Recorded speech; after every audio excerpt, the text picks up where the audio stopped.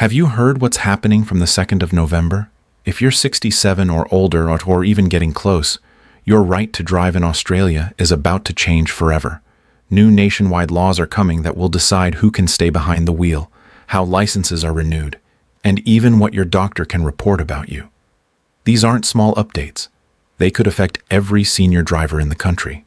So before these rules catch you off guard, make sure you hit that subscribe button and turn on the notification bell, because here we break down every new Australian driving law, pension boost, and government change that could impact your life. And trust me, this one's huge. From November 2nd, Australia is moving towards what officials call a National Harmonised Driver Safety Program. That means the rules for older drivers, which used to differ widely from state to state, are being unified into one system that focuses on medical fitness, vision, and ongoing monitoring.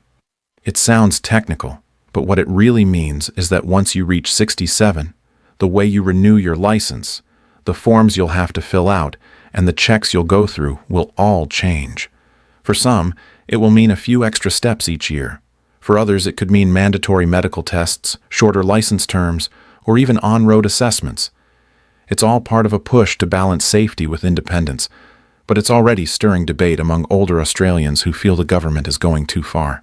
Let's start with the core of the reform, the introduction of the Progressive Fitness to Drive program.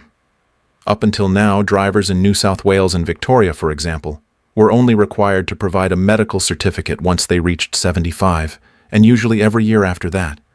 Queensland and South Australia had similar systems, but they didn't all agree on the exact age or testing frequency. From November 2nd, that's changing.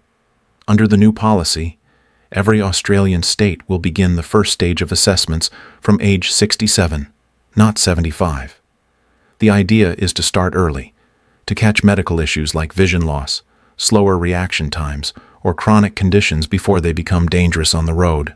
So, when you turn 67, you'll be asked to complete a new digital health declaration form. This form will include questions about your eyesight, your medications, and any medical conditions that could affect your ability to drive safely. Once you've filled that out, your GP or optometrist will need to confirm it electronically. And here's the twist. The results will be uploaded into a centralized national database that's shared between state transport authorities.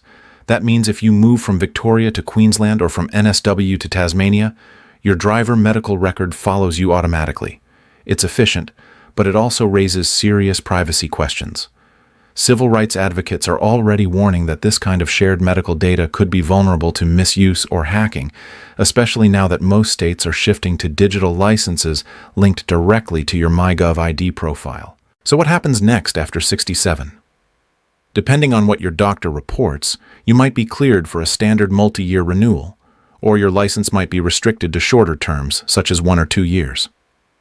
In some cases, the new rules allow transport departments to issue what they call a conditional license, which may limit when or where you can drive. For instance, only during daylight hours or only within a certain radius from your home. While the goal is to protect everyone's safety, many older Australians feel these measures are patronizing, arguing that age doesn't automatically make someone a bad driver. Take New South Wales as an example.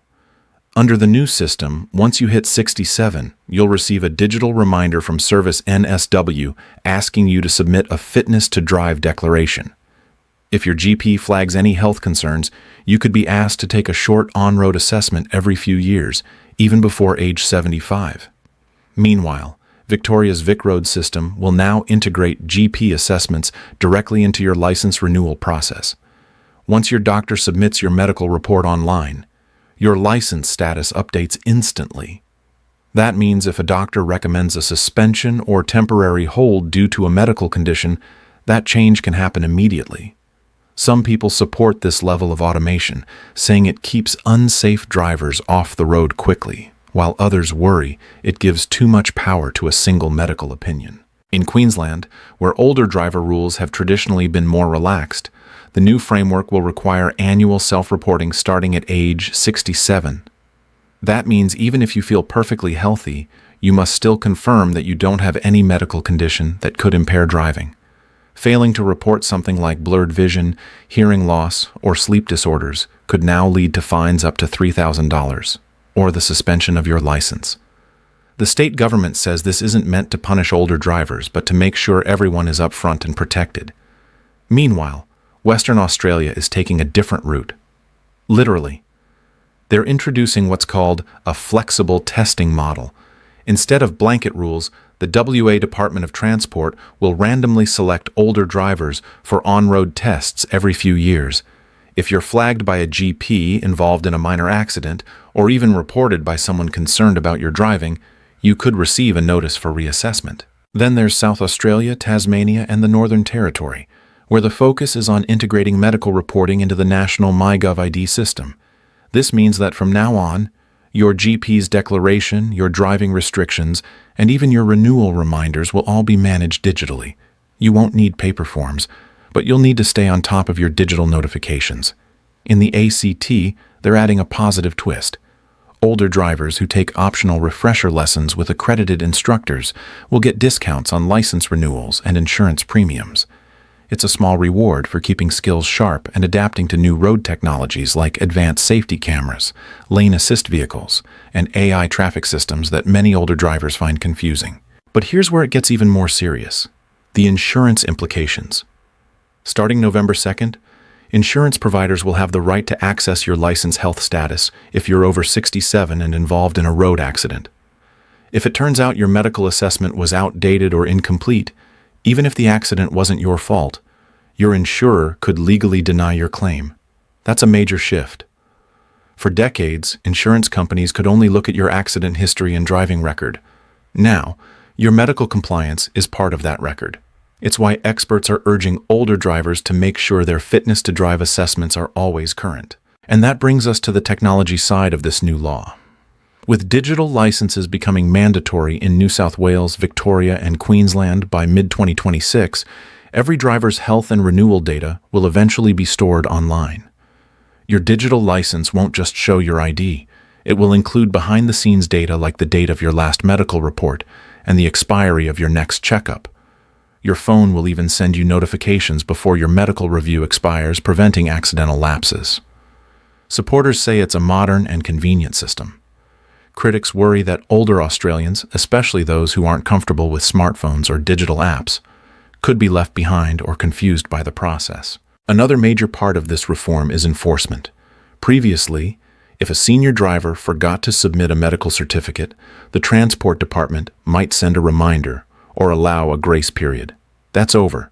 Now, if you don't submit your health declaration or updated medical report within 14 days of notice, your license can be automatically suspended. To reinstate it, you'll need to go through a full medical re-evaluation. This zero-tolerance approach is meant to improve road safety.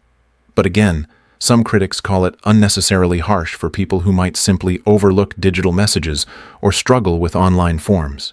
It's not all doom and gloom, though.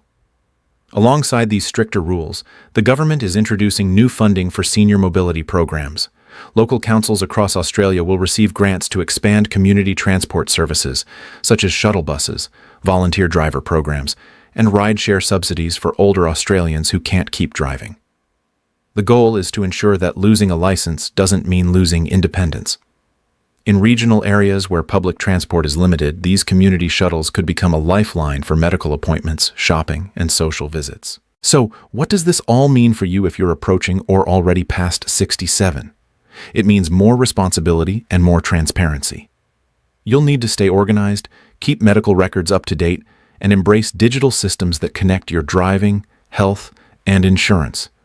But it also means you'll have access to better tools to manage your safety and independence.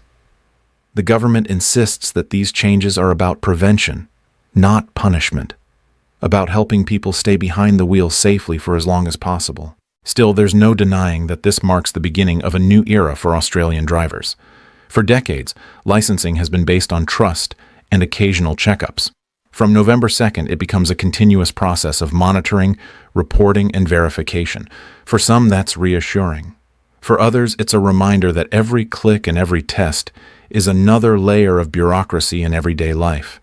Advocacy groups are already pushing for safeguards to make sure these laws are fair, that doctors' decisions can be appealed, that privacy is protected, and that digital systems remain accessible to everyone, not just the tech-savvy. If you're turning 67 soon, the best thing you can do right now is plan ahead. Book your medical check early, talk to your GP about what the new declaration involves, and make sure your MyGovID and digital license apps are set up and verified. And if you prefer paper renewals, check if your state still allows them. Some will, but not for long. At the end of the day, these reforms aren't just about driving, they're about adapting to a changing world where technology and safety intersect. Australia is trying to lead the way in protecting older drivers, but how smoothly this transition goes will depend on how well the system supports the people it's designed for. Whether you see these new rules as progress or pressure, one thing's certain: from November 2nd, driving after 67 will never be the same again. So make sure you share this video with your parents, grandparents, or anyone in your circle who's approaching that age. These are changes that could affect millions of Australians in the next few years. And if you found this video helpful, hit that like button, leave a comment below sharing your thoughts on these new driving laws, and subscribe to stay up to date with every major government update, pension change, and driving reform across Australia. Stay safe, stay informed, and as always, I'll see you in the next video.